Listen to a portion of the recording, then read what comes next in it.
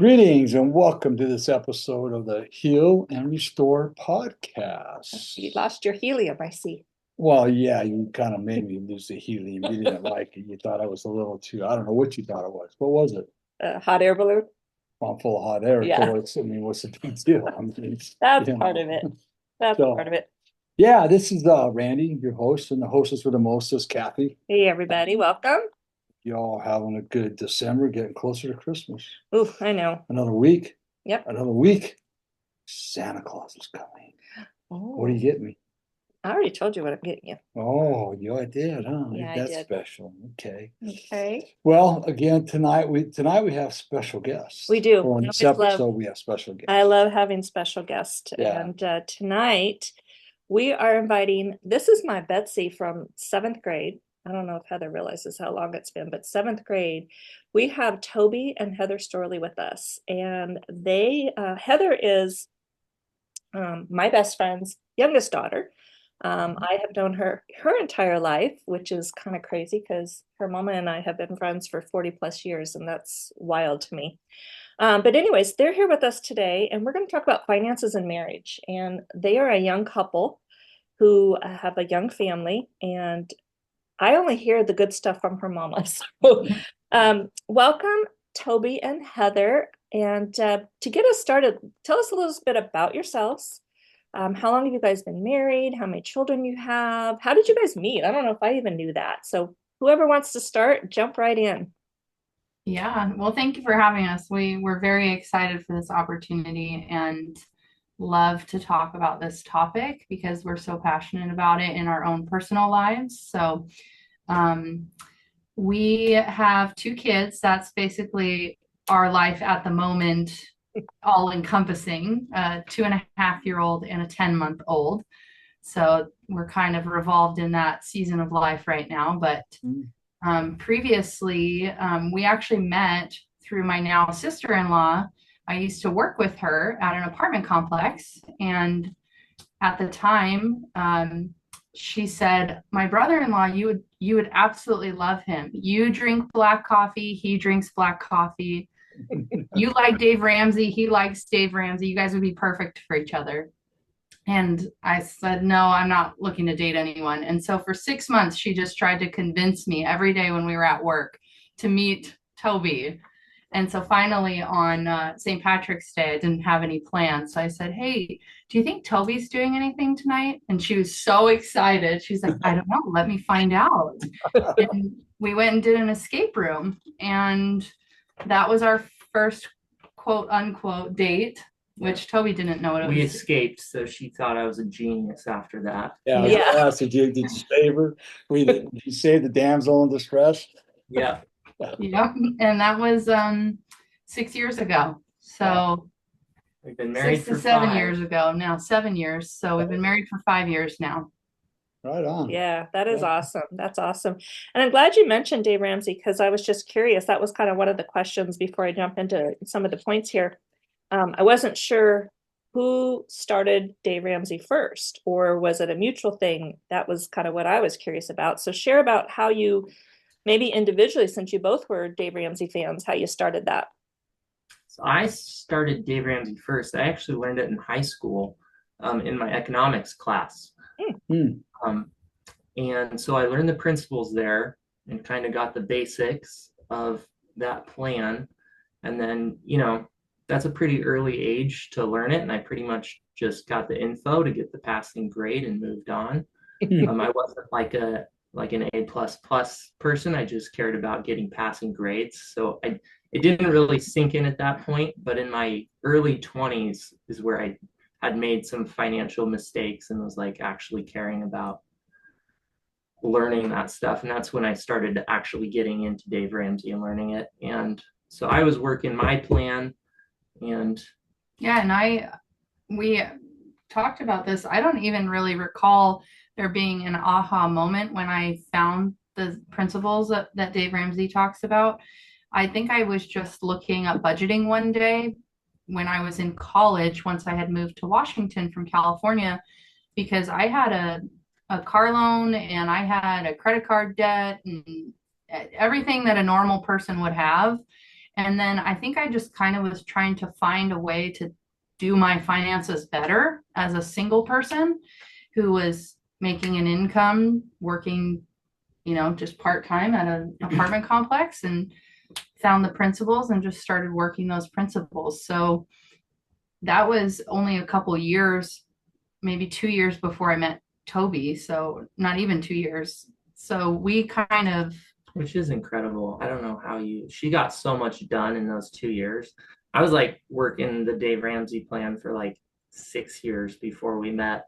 And I kept going backwards. Like I would get out of debt and then I'd go back in debt. And then I'd get out of debt and then I'd go back in debt. It was like, I wasn't really.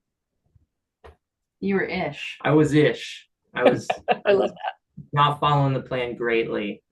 But Heather just killed it in the 2 years. Like, I think you paid off your car and your credit card and everything and saved like a whole bunch of money before we even met. Yeah, it just worked out great. I just was really committed. Once I read it, heard it, it stuck, and I've always been a really good saver. So, yeah, it just worked out really well. That's awesome. That's awesome.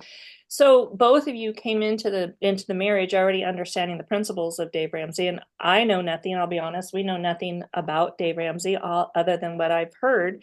Was there any other? Why Dave Ramsey? I guess I know for Toby, for you, I guess it was, bless you. You had to do it because of a class, and Heather, you picked it up through college. What attracted you to that program? I think just the biblical aspect of it being biblically based. And at the time, my number one problem was my debt, as far as I had gotten a lot of speeding tickets and a couple no insurance tickets, and I didn't make a lot of money, but I owed money too. And so it was just, I know that the basic foundational step is like getting out of debt. And so Dave Ramsey's helped more people get out of debt than anybody else. So that's just what led me to Dave Ramsey, and inspired me to follow that plan. Yeah. And for me, it was really the structure that I liked the most. For anyone who doesn't know Dave Ramsey, he has a very simple plan that's 7 steps. He calls the baby steps. And it starts with just saving $1,000. And then the second step is paying off your debt in what he calls a debt snowball. And then it goes from there all the way through 7 steps. So for me, reading it was very simple in my mind to follow. If I just take care of step 1, then I can move on to step 2. And so on and so forth. I wasn't looking at the big picture. I was just looking for somewhere to start. And that's really what snowballed me and my finances to follow the plan, because after I did the first step and the second step, there was no stopping me once I had done that, because you get the opportunity to look backwards when you're doing the steps by celebrating those small wins. That's good.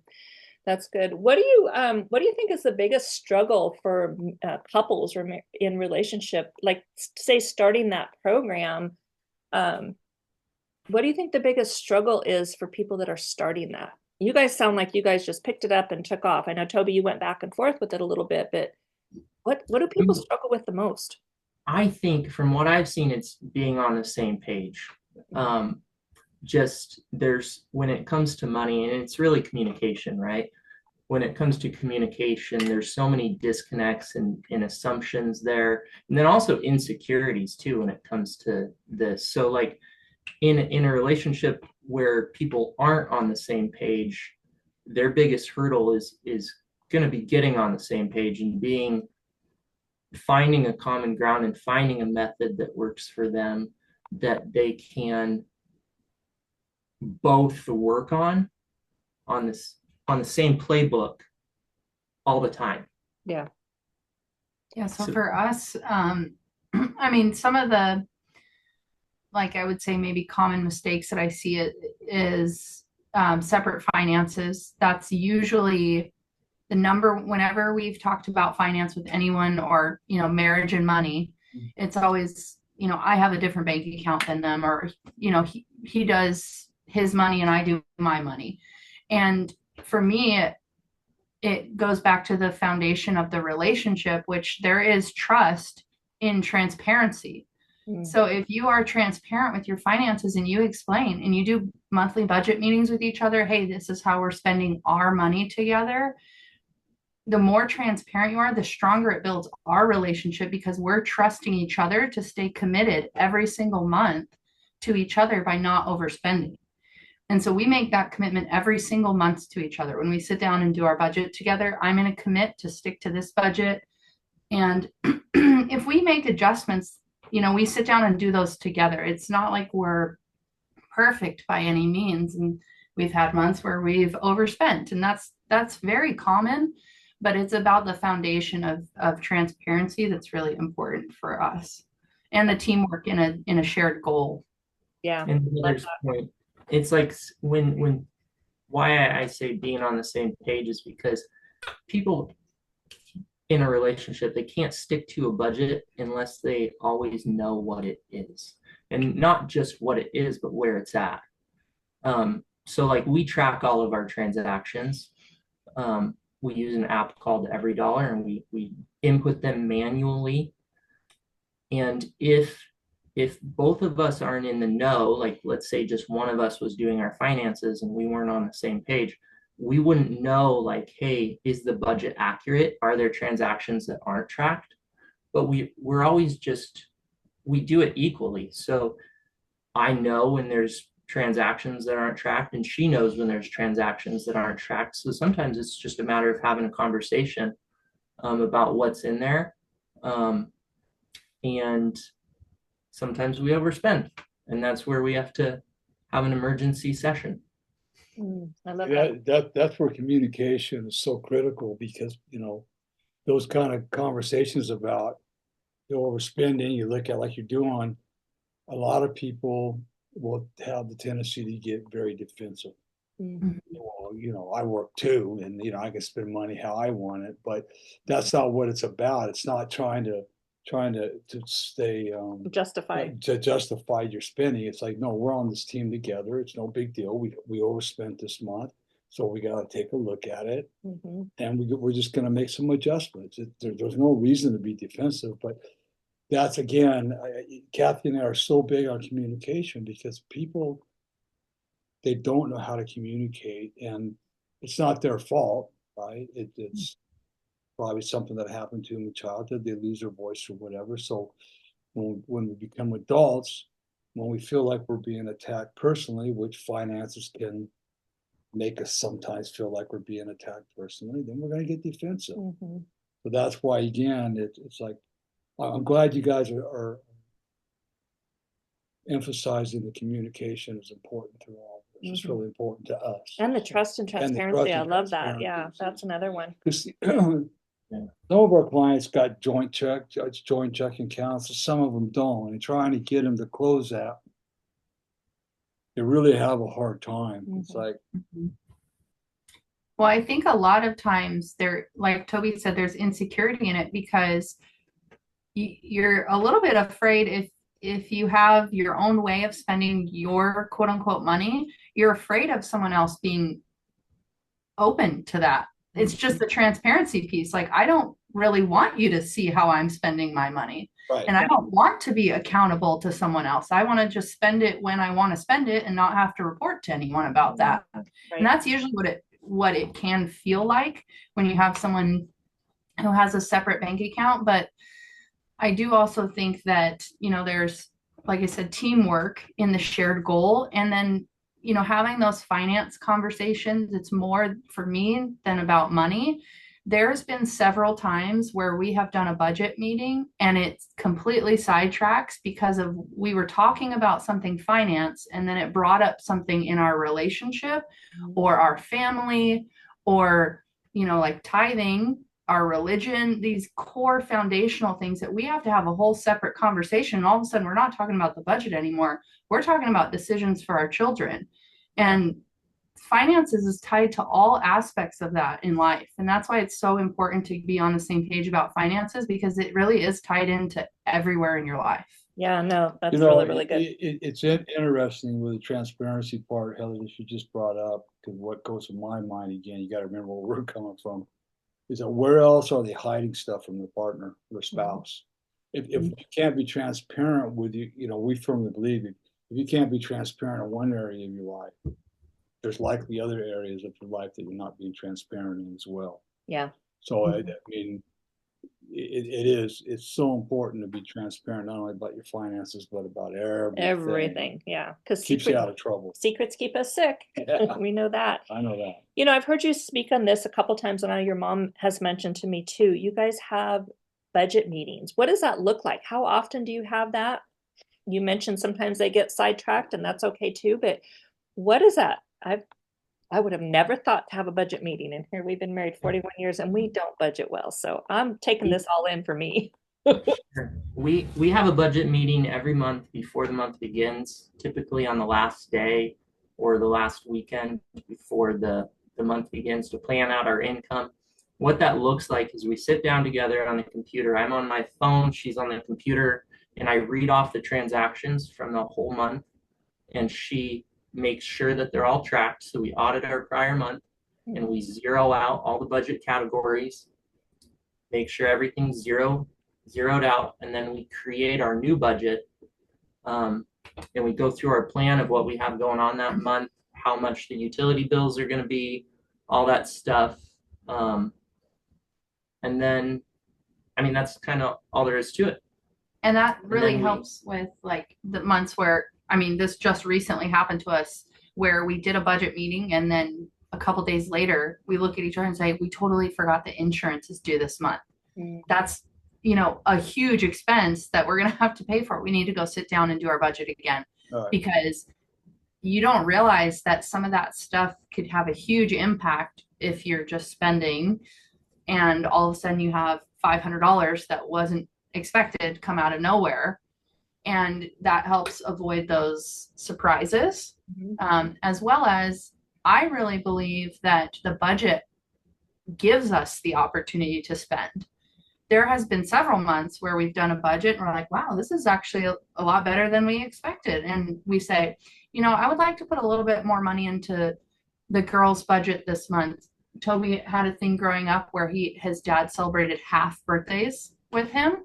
And so that was time that him and his dad just got to spend individual time together.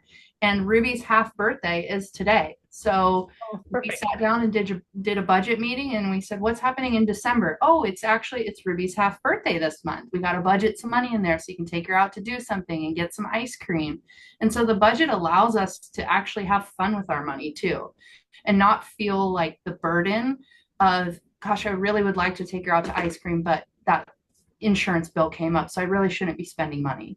Yeah. Okay. Yeah. I love that. It just takes away that burden. And I think that's what a lot of people have. I know for me, feels like a budget can be burdensome. God,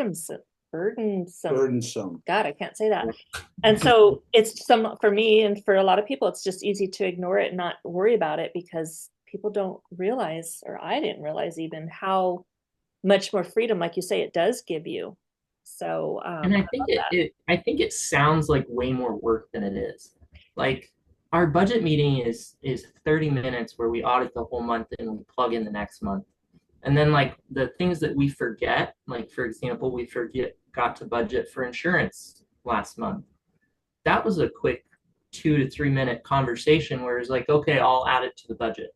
And then we just added it. I just added the line item in the budget right on my phone and plugged in the amount and reallocated some money from where it needed to come from. So in that conversation, we just talked about where the money needed to come from, and that we were adding the line item and I was going to pay it, or she was going to pay it. Like, just that it got done. Yeah. So it was like such an easy thing. And then, like, for example, last month, we didn't even do 2 budget meetings during the month. We just did 1, and we didn't need to do a second one.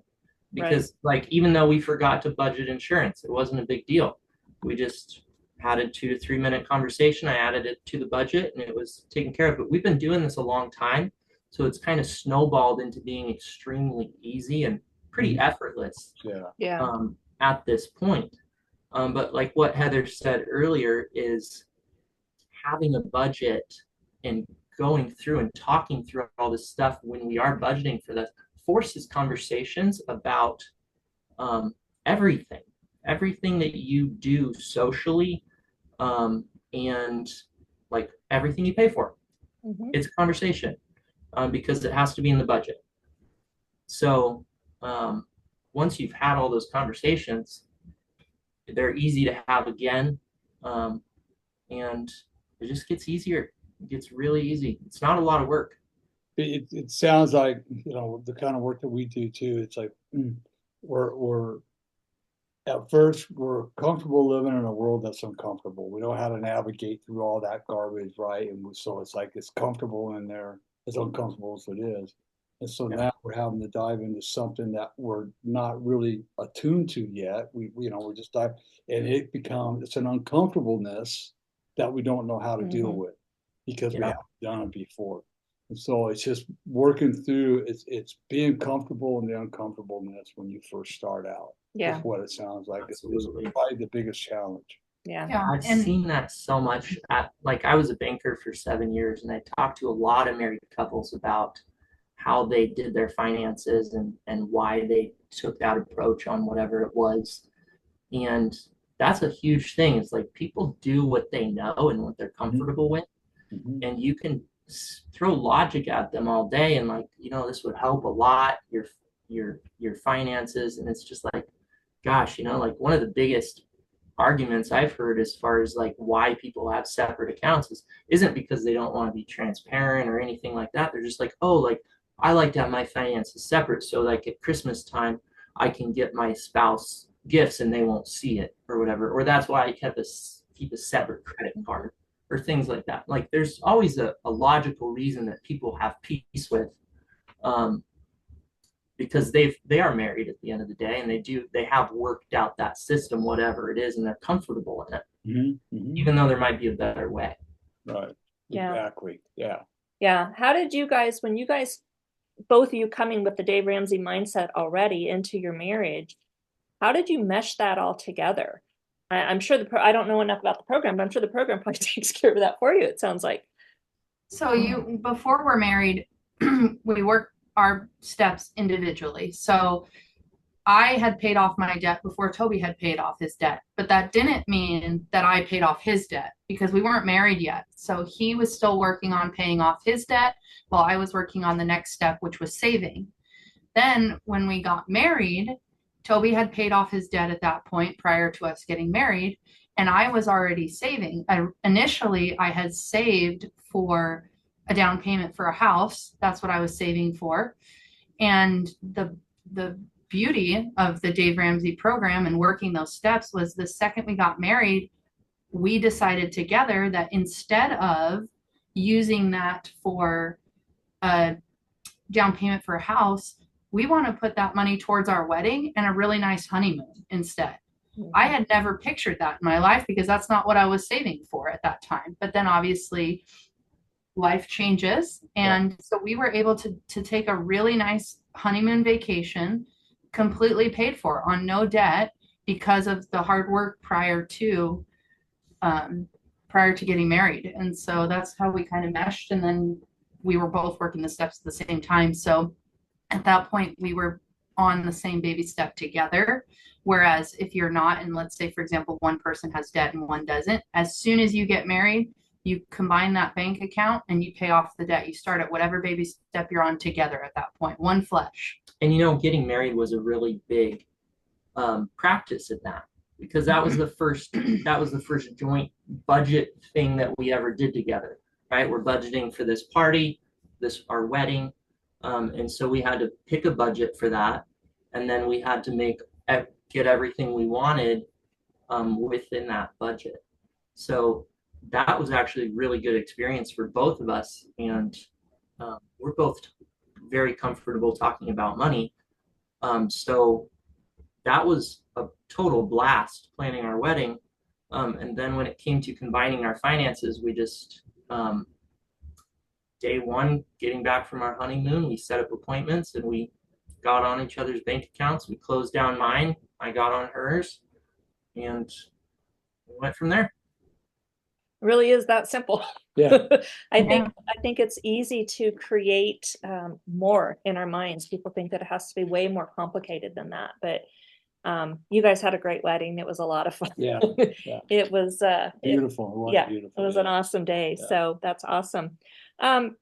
What would you say, and Toby, I know you've touched on this, but what are some of the biggest mistakes that couples do make, though, do you think, overall, whether it's at the beginning of a marriage, in the middle of the marriage, maybe it's years into their marriage, that you've seen? I want to say the biggest mistake I see people make is be prideful with their spending specifically. Like, think like, oh, it's my money, I deserve that, so I'm gonna go ahead and I'm gonna buy that. I know that, like, my wife's not gonna be happy that I'm buying this, but I'm just gonna do it. Like, and then you have to stand by that, and that causes all kinds of problems, and then you have to go back on that or whatever. That's a huge deal. Not being not being willing to be on the same page.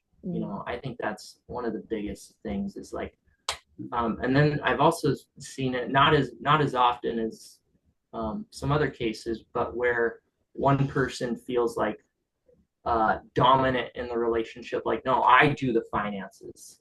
It's my realm. You stick to yours. Like, you don't trust me? I got this. And it has nothing to do with that. It's like, yeah, both people are trustworthy. You're married. You're in a relationship. Yeah, one person usually in that situation, and sometimes it's not out of convenience. It's, some people do it because of convenience. Oh, I'll just take care of all the finances and you don't worry about it. But sometimes people just say, I'm not good with money, so I just let her do it all, or I just let him do it all. But what ends up happening is one person feels disempowered because they don't know what's going on. I don't know if I can spend money or not. I have to, call my wife or call my husband.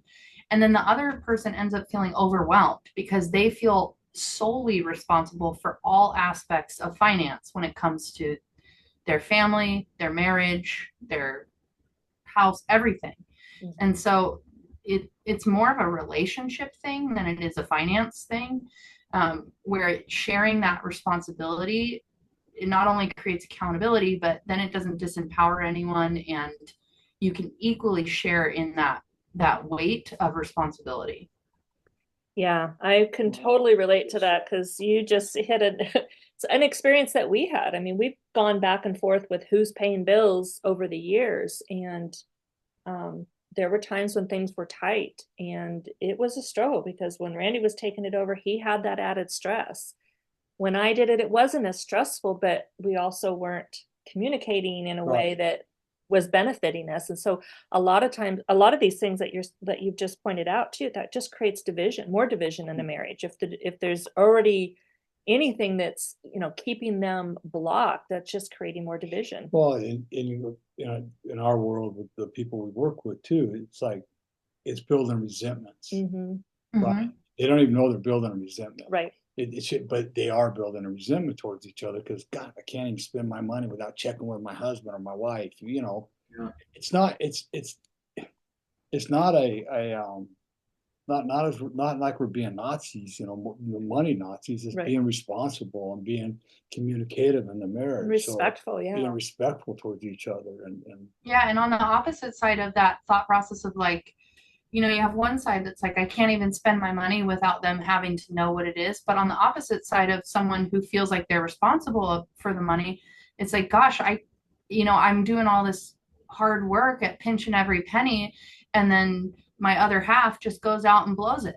Right. And so they feel like they're being disrespected because they're trying so hard, and then someone else is just overtaking. And so on both sides of it, I can understand why there would be resentments and frustrations. And one of the biggest tips that I give, that I've heard from, couples who don't share finances, I tell them, well, just start with making a threshold for your big purchases. So that's something that we've done is, hey, if we're going to spend over $300, we should really consult each other, because if it's not in the budget, that, there has to be a threshold at which you feel like, okay, this is a lot of money.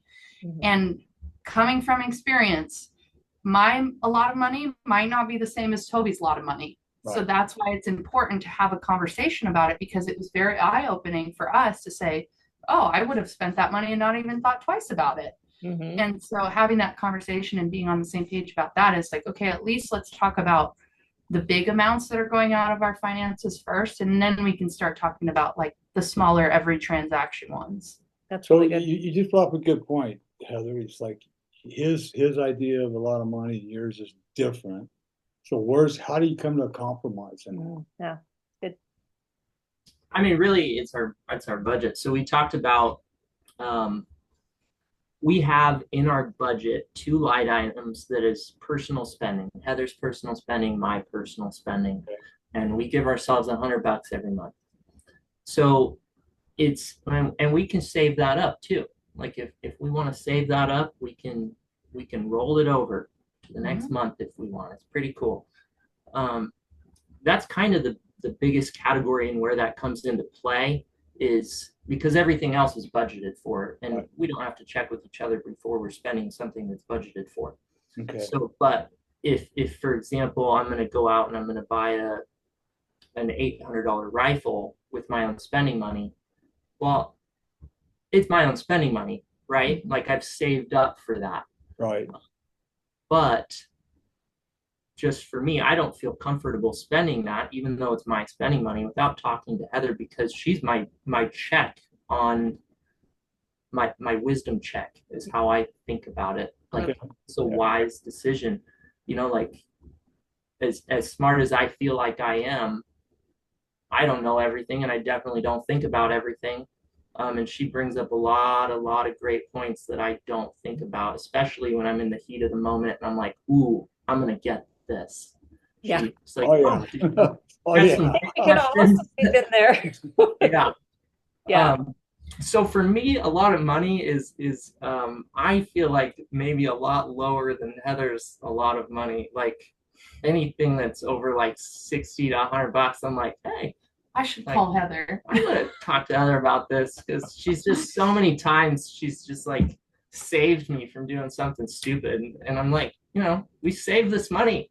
It's so funny to us because we both are great savers, but I am definitely a saver. So it's just natural at this point. I've seen times where, Toby's ready to push the one-click button on Amazon, and this just happened like 2 weeks ago where he was gonna buy a new blender, and it was like $160 on Amazon, and he checked himself because I believe it's based off of our conversation in the past. He said, I should check Facebook Marketplace first. This feels like a impulse transaction, and found a brand new one for $40. Oh, so it just happens all the time. And I mean, your threshold with a couple can be obviously much higher. It could be 500, it could be 1,000, it could be whatever you want. The point is that you have the conversation of logically, why is it a lot of money to Heather versus why is it not a lot of money to Toby, or vice versa? And then talking about it and having that communication aspect before you've already spent the $1,000, and then you're having to come back and defend yourself, like you said. Right. Yeah. That's so good. That's so good. Beg for forgiveness. Yeah. Yeah. Yeah. No. And, I think what I know too is, you guys have been doing this your entire marriage already, but you mentioned something about Facebook Marketplace and other things. I know from what your mom has shared with me that you are really smart about looking at those places. And I think a lot of people, that can be a downfall. For me, it's like, if I found that blender on Amazon, I'd be getting it. But what kind of a tip can you give people where you can cross-reference and you can check for those things? How's that worked for you? So the biggest thing that I usually do is there's a website. It's called camelcamelcamel.com. 3 camels. And with Amazon, you can actually go to that website. You put the link in to whatever product you're buying, and it will show you the price history for the entire time it's ever been listed on Amazon. That has saved me so many times from purchasing anything over $100 I'm putting in that website, because there's been so many times where I think it's a great deal at $250, and then I see that that's the highest price it's ever been, and it typically sits around 180 if I just wait until not in this specific time when everyone wants it. For example, summer products in July, or stuff like that. So I use a website like that. We look on Facebook Marketplace. You can filter Facebook Marketplace to new only. So you don't ever have to get anything used ever on Facebook Marketplace if you don't want to. Okay. And I don't get a lot on Facebook Marketplace. That was a very nuanced situation, but typically I don't like used stuff. But that was one of those things that was like, I'm taking this new shake.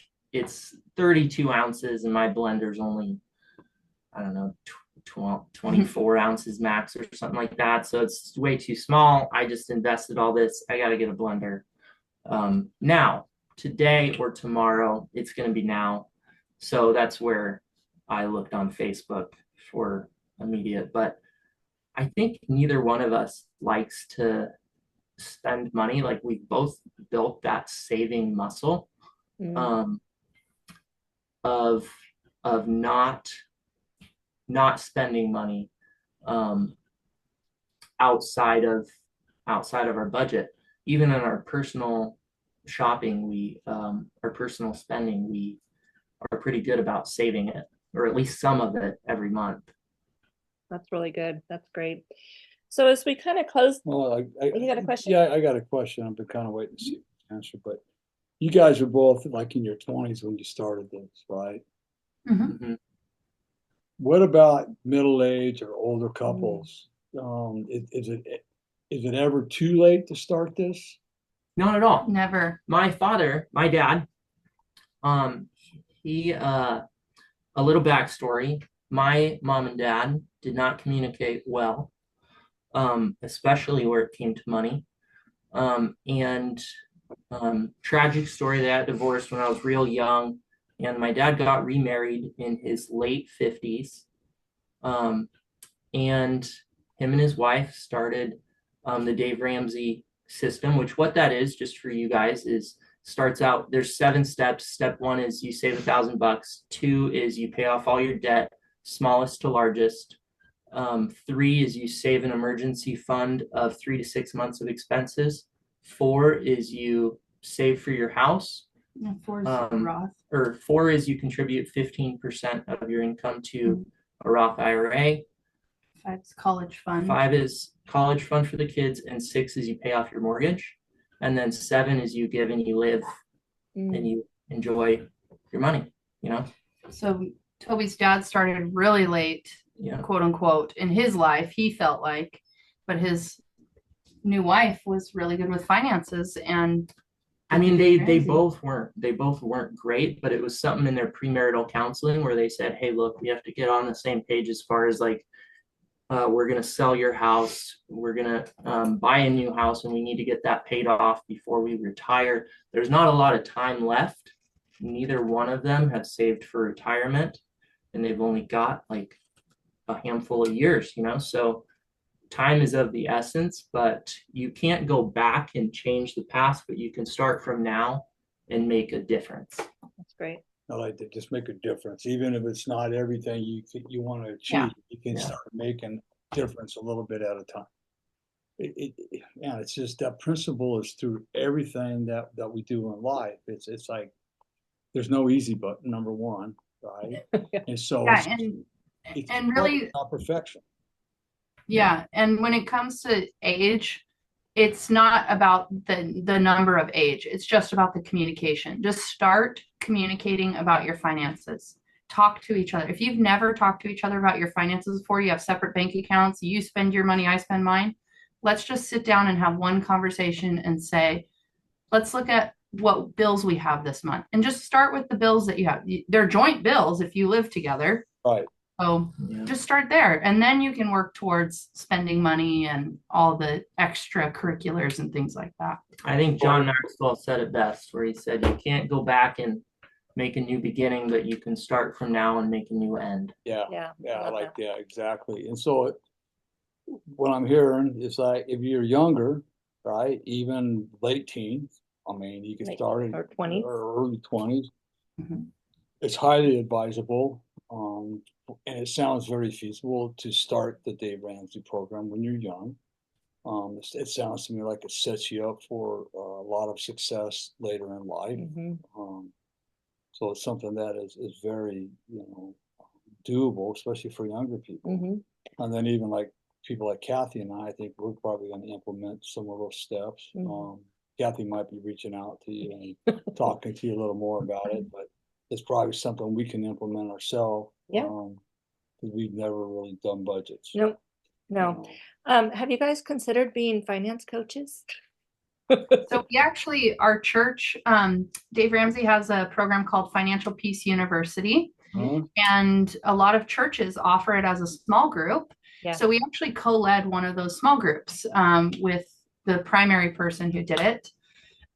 Toby worked for the bank for quite a bit of time, and I have found a lot of passion in what I do currently. So I've never sought out being a financial coach, but for anyone who comes to us and truly wants to listen and is looking for that advice, we're always happy to help and give our trials and errors throughout the years that we've done it, because it's just so important. There's 4 things that are really important in life, and money is one of them that you have to get on the same page about. Religion, in-laws, ironically enough, is one of them. And do you remember the 4th one? I can't remember. Kids. Yeah. So those are the 4, and you have to be on the same page. Otherwise it's a lot harder to be one unit in a marriage. So we tackled that money one really early on. Yeah. It just expands the importance of communication, just whole conversation, the things you just said. I mean, those 4 things, it's all communication. Right? Yeah. And you can't be afraid to communicate. One of the things that Kathy and I mention quite often to, we between us, and if we get any new married couples that we're gonna counsel,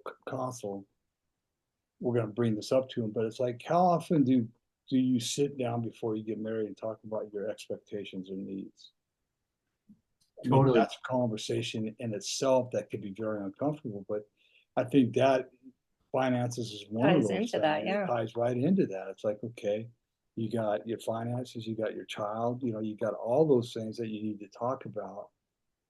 It's like we say, a lot of people go into a marriage and it's all bubbles and rainbows and unicorns because you're falling in love and you're all giddy. And, even if a red flag goes up, you should she'll change, or he'll change, or I can change him, right?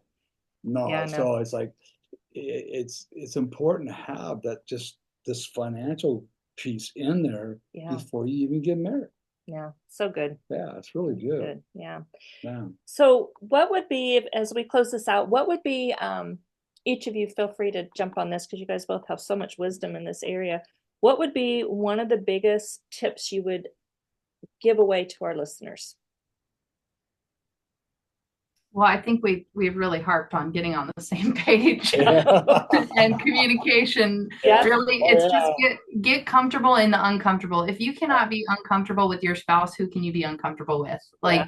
You have to be able to be vulnerable and honestly be courageous. Be courageous to say, you know what, I have a lot of shame when it comes to spending money because I'm terrible at managing my finances. And you're my spouse and you're the only person I can tell that to.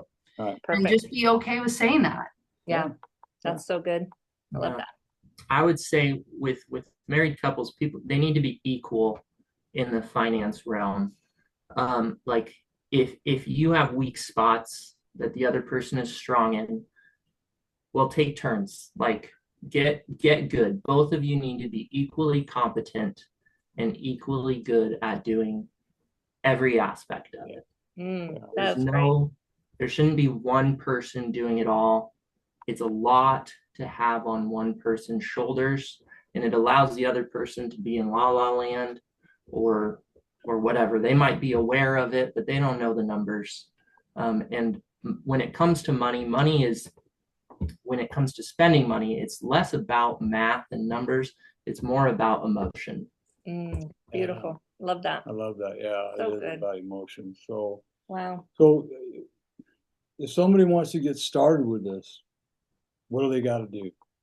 Where can they get into information? Is there any certain steps they need to take to get started with the Dave Ramsey steps? I mean, to learn more about Dave Ramsey, he's got a fantastic radio show, Ramsey Solutions. You could just enter in the Dave Ramsey baby steps into Google or YouTube, look at videos, and you'll find various videos of Dave Ramsey speaking to listeners live. He's helped millions of people get out of debt. Every topic you could possibly want to know. Yeah. He's talked about it. He has a podcast. He has YouTube. He has social media. He has TikTok. You name it, he's on there. Okay. So if you want to find his resources, they are available. And then for a couple, just setting up a time to talk to each other about hypothetical questions like, what's a lot of money to you? You know, or, you know, it doesn't have to be about your specific finances, but, you know, what would you consider to be a lot of money? Or how do you feel when bills come in unexpectedly? You know, just talking about money in general before you talk about specifics, that'll start to get your toes in the water with the uncomfortable conversation of finances. And then the more you get comfortable, the more you can talk about your own individual situation. So you guys are so smart.